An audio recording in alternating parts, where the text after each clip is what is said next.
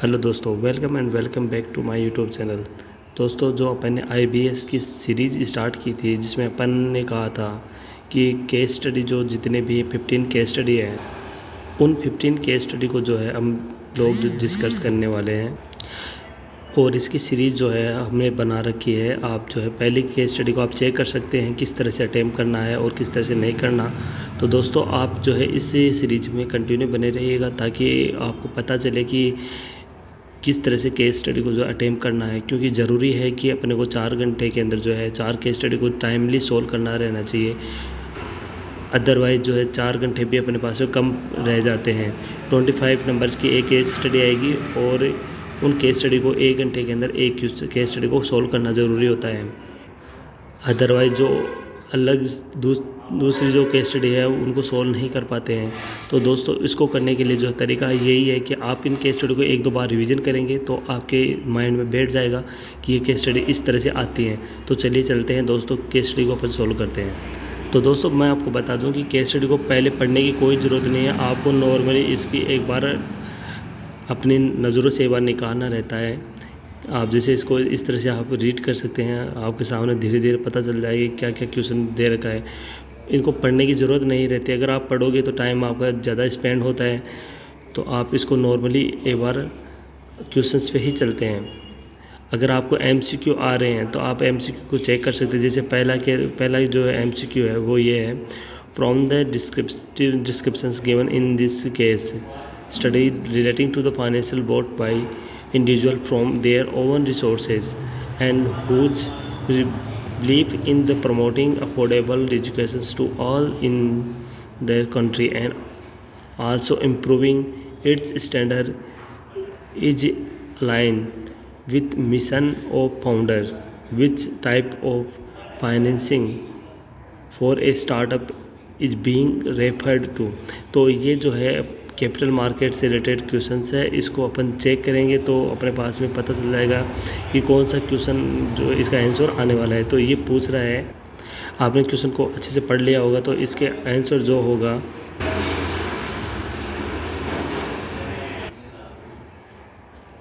इसमें boot strapping भी नहीं होगा, वेंचर कैपिटल फाइनेंसिंग भी नहीं होगा एंड फैक्टरिंग भी नहीं होगा, फंडिंग बाय एंजल इन्वेस्टर्स। ये क्वेश्चंस का आंसर ये रहेगा।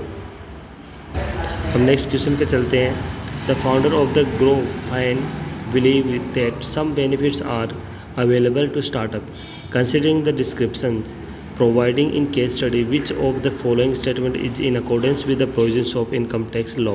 तो ये इनकम टैक्स से रिलेटेड क्वेश्चन है। तो इसका आपको आंसर जो है देखना पड़ेगा कि आपके क्वेश्चंस को अकॉर्डिंग चेक कर सकते हैं कि आपके ग्रो फंड जो आपको बता रखा है, जैसे ग्रो फाइन जो बता रखा है बिलीव, तो ये जो केस स्टडी बता रखी है उस केस स्टडी में ये क्वेश्चन आपको मिल जाएगा।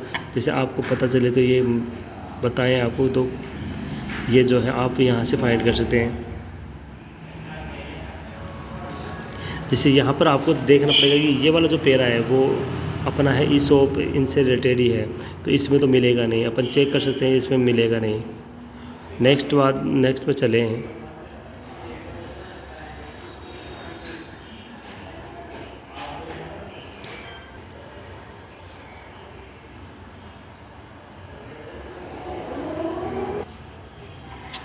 ये जो पेरा है वो कंपनी जो 2013 से रिलेटेड है।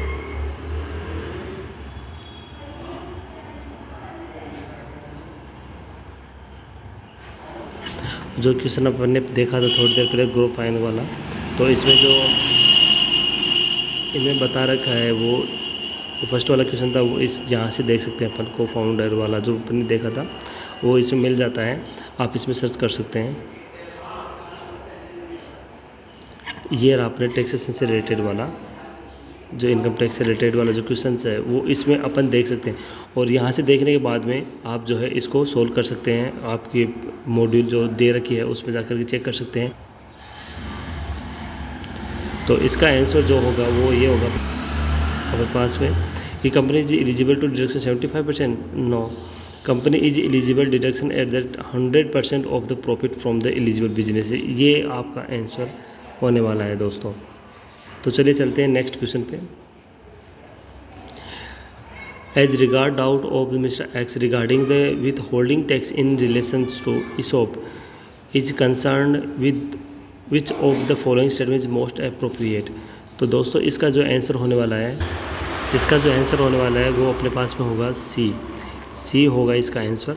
The company is an eligible startup holding certificate of the eligible business, however such startup is allowed to defer withholding tax when option is exercised and share are allotted to Mr. X. It is deducted in required manner after expiry of certain timeline and or happening of certain events।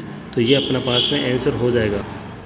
तो आप इस तरह से जो है सारे questions को solve करेंगे। जैसे ये NCLT वाला क्वेश्चन जो कंपनीज एक्ट से रिलेटेड हो जाएगा, ये अपने पास में आप कंपनीज एक्ट वाले जो बुक है उसमें जाकर के आप इसको चेक कर सकते हैं। और जो नेक्स्ट वाला जो है ये जो है वो अपने पास में रहने वाला है, इसका आंसर रहेगा देखना, which of the following is not a factors to be considered for the valuing a startup like ग्रोफाइन। तो इसका आंसर जो रहने वाला है वो रहेगा जैसे past performance indicator, which of the following is not a factor to be considered for valuing a startup like ग्रोफाइन। तो ये पास्ट परफॉर्मेंस इंडिकेटर्स जो ये है अपने पास में है, ये आंसर रहने वाला है इसका दोस्तों। तो चलिए चलते हैं क्वेश्चन डिस्क्रिप्टिव वाले क्वेश्चन के ऊपर को इनको कैसे चेक करें अपन। तो ये जो पहला क्वेश्चन जो आपको दे रखा है ये अपने पास है सच टैक्स, यानी कि एग्जम्पशन फ्रॉम सच टैक्स। ये आप इस तरह से इसको चेक कर सकते हैं कि टैक्स से रिलेटेड है, यानी कि आपको टैक्स से रिलेटेड वाली जो बुक है उसमें चेक करना पड़ेगा। And under which circumstances can Growfine claim exemption from such tax. तो ये आपको जो है उसकी जो बुक है उसमें चेक करना पड़ेगा। नेक्स्ट क्वेश्चन की बात करें, startup Growfine is also planning to approach other investor to fund its business requirement, what specific point shall be considered while carrying out due diligence of such startup, picking up equity interest prospective investors. तो ये question जो रहने वाला है ये जो है due diligence के बारे में बात कर रहा है। तो ड्यू डिलिजेंस यानी कि ऑडिटिंग से रिलेटेड हो जाता है या एक तरह से देखा जाए तो आप इसको जो है आई थिंक रिस्क मैनेजमेंट वाला जो है वो जो पहले बुक चलती थी रिस्क मैनेजमेंट की, तो उसके क्वेश्चंस जो आते थे पहले उससे रिलेटेड हो गया ये। तो आप इसको जो है रिस्क मैनेजमेंट वाले जो भाग आएगा अपने पास में बुक्स का उसमें चेक कर सकते हैं आप। तो चलिए दोस्तों ये था वीडियो, और वीडियो अच्छा लगे तो लाइक करना, चैनल को सब्सक्राइब ज़रूर करिएगा और कमेंट ज़रूर करिएगा कि क्या इसमें आपको समझ में नहीं आया तो वो ज़रूर आपके सामने डिस्कस किया जाएगा। दोस्तों थैंक यू वेरी मच।